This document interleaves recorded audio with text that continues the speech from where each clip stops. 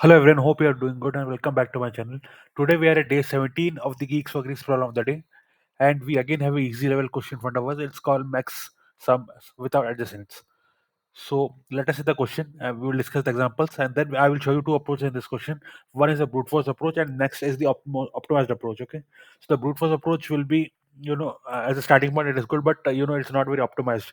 I will also show the space and time complexity of both the approaches, the brute force and the adjacent approach. So please stay tuned, and yeah, let's get going. So in this question, as you can see, we are given an integer n. Okay, and this basically refers to the size of the array which they are going to give us the next. Okay, there are two inputs. One is the n, and next is the array of size n. Okay, so yeah, that is the thing, and we have written integer as the output. Okay, now coming to the question, given an array arr of size n, okay, containing positive integers. Remember, they are containing positive integers. When you get similar type of question with negative integers, the approach will totally change. Okay, the approach will totally change then. Okay, find the maximum sum of any possible subsequence. So, what is subsequence? I will tell you that, but for now, let me complete the question. Find the maximum sum of any possible subsequence such that no two numbers in the subsequence should be adjacent in ARR. Okay. So, first of all, what is a subsequence? Subsequence means you must have heard of the term sub array. Okay, array, sub array, right? What is array? This whole is a array, right? This whole thing is array. If you are talking about sub array means a part of it. For example, 10 and 5 together forms a sub array of this main array. Okay, similarly, 10, 15, and 10 forms a sub-array. Okay, so they're adjacent ones. They're continuous adjacent ones. That is continuous adjacent part of an array is called sub-array. Okay, but when you talk about subsequence, okay, subsequence means, for example, 5 and this 10. Okay, this they form a subsequence. Okay, suppose this 10 and this 5 forms to subsequence. Subsequence means the subsequence simply means that if you take array and you have to form a subsequence of it, that means simply take any element at random. You need not see their positions or anything. If you take any number of elements at any position, and if you take them together, they form a subsequence. Okay, that means a non-continuous part of a subarray. Okay, for example, this 5, this 100, and this 5. Okay, again, okay, they forms a subsequence. Subsequence basically means they need not be related based on their positions in the array. Okay, that's what is a subsequence. So they are saying find the maximum sum for a possible subsequence such that no two numbers in a sequence should be adjacent to each other. For example, see here, if I take this 5, okay, if I take this 5 as my starting, I cannot take this 5 again, okay, because it's adjacent. They are saying same thing, right? It should not be adjacent, okay. No two numbers in a subsequence should be adjacent in the ARR, okay. For example, if I take this 100, then I cannot take this 10 or this 10. Okay, so once I take a number, I cannot take it as a number in the same subsequence. Okay, like that I would choose some subsequence, and they are saying we the subsequence should be such that they have the maximum sum. Okay, for example, in this question, as you can see, they are saying if we choose this 5, this 100, and again this 5, it will form the maximum subsequence, that is of 110. In this example, if you see, we are choosing 3. Remember, once we have chosen 3, okay, we cannot take 2 again. Okay, so we can take 7 or we can take 10. In this case, they're taking 3 and then they're directly taking 10. Okay, this is the question. If you are a fresher or like if you are new to coding, I understand this thing is not very simple to understand. Please pause the video here. I will give you the question like in the description of the video. Please come to this question. Please understand it properly. I know I have covered it a bit fast, but definitely I'm expecting you to do some homework on your own. Okay, you cannot totally rely on this video to understand from A to Z of every question. Okay, we'll have to understand it on your own. Okay, that is the part. And yeah, that's all about you can see that n is slightly bigger. Brute force approach will not work directly. So first I will show the brute force approach, then we'll go for the optimized approach. See, basically when we talk of brute force approach, it simply means, see, one thing that you might be seeing here is that suppose I've chosen a 5. Okay, then I cannot choose this 5, but I can say choose any of these. Okay, so I can choose any of these. That means that if I choose a number I, okay, if I choose a number, index I, then any number starting from I plus 2 till the end can be chosen. That is the basic idea which I'm going to implement. Okay, so I'm going to implement this function. Okay, through this function I am implementing my brute force approach. This is the call to the function. See, this function will take two parameters. There is the index and there is the sum, the current sum. Okay, the current sum at this that particular position. Okay, that particular index, what is the sum? Okay, for every index there are two cases. Okay, either I need not take it. Okay, I am not taking, for example, I am at this 10. Either I should take it in my subsequence or I should not take it. That's what it is. Okay, through this I am ensuring that I am not taking the subsequence. When I am not taking that particular number in the subsequence, what will happen? The sum that I have got will remain the same. Okay, remember, I'm starting this is the call to the function. Okay, this is the first call to the function. I'm passing sum as 0. Okay, the initial sum will be 0. Okay, and you start from index 0. Now try to understand. Let's see. There are only these two things you should see in this whole function. Okay, these are the terminating conditions. You need not see that for now. Okay, just focus on these two statements. What is happening? See, for any number I, okay, first case is I am not taking it in my current subsequence. Okay, so the sum will remain the same and we'll go to the next index. Okay, next case is when I'm taking that number. Okay, when I'm taking the number, what will happen? The sum will increase. Sum plus, sum is increased by that particular number. Okay, sum plus array of I. Okay, then one thing you will have to consider is, for example, this 5 is, that means I cannot take the next adjacent element. I should take I plus 2 directly. Okay, I should consider from I plus 2 directly. So I'm moving the next to I plus 2. Okay, so this conditions will be there for everything. Okay, uh, see, these are called like recursive solutions. Okay, you can also call them dynamic programming. They will go through all the possible cases. Okay, they are implemented through stacks. Every in the each layer of a stack, each case will be implemented. Okay, that's what it is. For every number, these two cases will be implemented. And when is the termination condition? Suppose I is greater than equal to 1. Okay, I will just see what is the sum that we have got. Initially I'm starting with answer as 0. If any other sum comes which is greater than that, then answer will be updated. Okay, that's what it is. If you're new to Python, please highlight this part and research it on your own. You will not get this kind of things anywhere else, but believe me, these things will help you a lot in the while solving online assessments. Okay, non-local basically means that the value of the answer is defined outside of this loop. Okay, that is the idea of non-local. If you do not give it, then believe me, at some point you will arrive. It will be very hard for you to debug what is happening, why answer is not getting the proper value. Okay, so yeah, these are some of the small points, and finally meeting the answer. I'm just running and showing you. Okay, this is a brute force solution. Please remember that this is not the optimized solution. Okay, it's clear, getting the correct answer. Okay, now let me come to the optimized solution. Okay, this is the optimized solution. In optimized solution, I am going to store the results in a cache. Okay, see, first of all, we'll have to understand something here. Okay, okay, let me just quickly print and show you. You will understand better. You will basically understand that we have only two things to do here. Okay, for example, see, the last two numbers will remain the same here, but just try to understand what is happening. See, suppose I'm at 8. Okay, suppose I'm starting from 8 till the last. Okay, so what will be the greatest subsequence possible? Obviously, I will add 8 with 10, right? So it becomes 18. So that's what I'm writing here. Okay, now coming to 6. Okay, when I am at 6, I have two cases. Okay, either I should go for a 2 or I should go for a 10, right?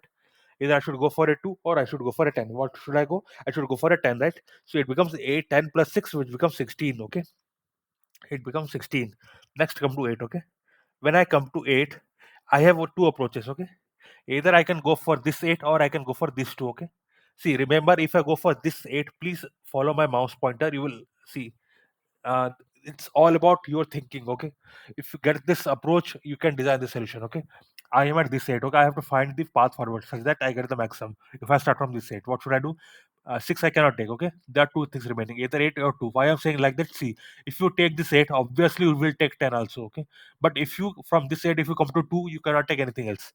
Okay, so there are basically two approaches only for you. Okay, either 8 or 10. If you take it, obviously it means you will take 10 next. Okay, so basically come to this. Okay, come to this part. If you are at 8, the only approaches for you is 8 this 2. Okay, either 8 or 2. Okay, to take next. Okay, so I am at the fourth index. Okay, this is the index now. Okay, so what are the approaches in front of me? Either I should go for 18 or I should go for a 2. How I am getting 18? Because 8 plus 10 is 18, right? 8 plus 10 is 18. So if I am at this 8. Okay, if I am here, if I am this thing. Okay, so either I should take for a 18 or should take for 2, which is greater. Obviously, 18 is greater. So I will add my 8 to this 18. 8 plus 18 becomes 26. Okay. Next you see is 5. For 5 again I have two approaches. Either I will go for this 6 or I will go for this 8. Okay. Either I will go. So here is my 5. Okay. What are the approaches in front of me? Either I will go for a 16 or I will go for 18, which is greater. Obviously 18 is greater. So 18 plus 5 becomes 23. Okay, next comes, yeah, we are at 4 now. When I am at 4, I have to approach, either I will go for this set or I will go for this 6. Okay, either I will go for this set or this 6. That means if I am at 4, I will either go for this 26 or I will go for this 16. Okay, which of them is greater? Obviously 26 is greater. So what is 26 plus 4 becomes 30. Okay, then when I'm at 1, I have only two approaches, either I will go for this 5 or I will go for this 8. Okay, Remember, this solution is possible because all numbers are integers. Okay, all numbers are positive integers. For example, when I'm saying if I go for this, then obviously I will take the next. So I'm saying that because I know all are positive. So obviously, if I am here, why not to take this and make the number greater? Okay, that's what it is. If I'm this one, I will either take this 5 or I will take this 8. I'm like for the next, moving forward. Either I will take this or this 8. Okay. So what are the options in front of me? If you take this 5, okay, if you take this 5, the best possible sum you will get is 23. Okay. If you take this 8, okay, the best possible sum which you get is 26. So what I will, obviously I will take 26, right? So 26 plus 1 becomes 27. Okay. Now remember, always you have option whether you can consider this, you can take this one or you can ignore it, like in the starting. Similarly, if you ignore the one, you can start with 4, right? You can start with 4. So obviously these two, among these two, whichever is the greater, that will be the answer. That is what it is. Okay, whichever is greater, that will be the answer among these two. So that's what I'm doing here. In the last, you will see I'm returning max of cache of 0 and 1. Okay, I'm calling this as a cache. Now I will show you the coding part of it. Okay, so this is the, like, one of the edge cases. If n is less than equal to 2, then obviously there are two elements only, whichever is the maximum you can return that. Okay, that is the one. Next, I'm declaring a cache of size n. Initially all of them are going to be 0. Some values are getting hard coded here. Why? Because see, this 2, it will come as it is. Okay, this 2 will come as it is. This 10 will come as it is. Okay, this 10 will come as it is. Now come to 8. If you have 8, obviously we'll take 10 next, right? So this also will be hard coded. So 8 plus 10 will becomes 18. So these three values will be hard coded here, as you can see here. I'm this for the n minus 1, this is for the n minus 2, and for the n minus 3, I'm adding air of n minus 3 plus the last element, the air of n minus 1. Okay, I'm starting from the n minus 4th element. I'm going reverse till the 0th index in the minus 1. Okay, for each loop, the I will be decremented by 1. Okay, so what I'm doing, cache of I is equal to max of max of these things plus the ith value of array. Okay, plus the ith value of array. Okay, what I'm doing, so you cannot take the next, see what is the additional I, it is I plus 1. Okay, you cannot take that. So I'm taking cache of I plus 2 and cache of I plus 3. Which among them is the max? You take that. Okay, then the array of value of that position you add it, you get cache of I. Okay, I'm initially printing cache of I to show you. Okay, but yeah, you need not print it. See, if you print, you will get this as the answer. Okay, so you need not print it. Then you have to return, as I mentioned, the 0th to the first element, whichever is the maximum, you should return that. Okay, so yeah, fine, that was all. The solution is getting accepted. You can try it for yourself. So yeah, fine. That was all for today. If you want to know the name of this approach, it's called the dynamic programming approach. We are caching the results and we are using it. And I know that there is up to us. See, let me give you this hint here. Okay, if you see the statement, this is deciding the answers. Okay, this is deciding the answers. So if you see this statement, okay, in intro they will say this. See, you for each I you need I plus 2 and I plus 3, right? That means other than I plus 1, you need either I plus 2 and I plus 3, right? That means you need not have a full array of length n. Okay, you need not have a full array of length n. You just need, for a array of length 4, because see, this from the ith element, there's some I plus 1 element also. You need not need to use that for now. In the next step it will be used. Then you need I plus 2 and then you need I plus 3. Okay, so instead of keeping an array of length n, okay, you can keep array of length 4, and you can, simply shift the values one by one. Okay, as and when they get it, because ultimately we'll need the first and the last, the first and the second value only. Okay, so that was the another possible optimization which you can add in an interview. But for now I have not added it because, I think, yeah, day before yesterday, I think similar approach I showed you. Okay, I because the video will still become slightly longer, so I'm not doing that currently, but you can do that also. So you can reduce even the, time complexity of it. Okay, coming to the brute force approach, the time complexity is going to be 2 power n. By 2 power n, see, every number here has a possibility. There are two chances: either it is present or it is not present, right? So two possibilities. Similarly, for n integer, what is the possibility? It's 2 power n. Okay, so that is the time complexity of it. So yeah, if you talk of space complexity, see, if you when in a recursive solution there is some space taken by the stack. Okay, you have to consider that also. If you do not consider it, then it's a, no space is used in the solution in the brute force one. If you consider it, it's O of n solution, right? O of n space. If you talk of the solution, obviously space complexity is going to be O of n. Okay, uh, yeah.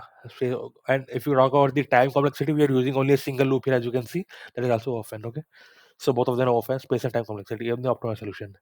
If you follow the optimization which I mentioned in this, then the space complexity can be reduced further. Okay, it will become a O of 1, that is O of constant, because you are using only 4 elements. Okay, for then you will have to change some of the conditions here because you are using only 4 elements. So anything is less than 4, you should return the answer directly. Okay, so yeah, friends, That was all for today. Hope you enjoyed my video. I have solved previous questions as well. Please go to my channel and check that out. Hope to see you tomorrow. Thanks a lot.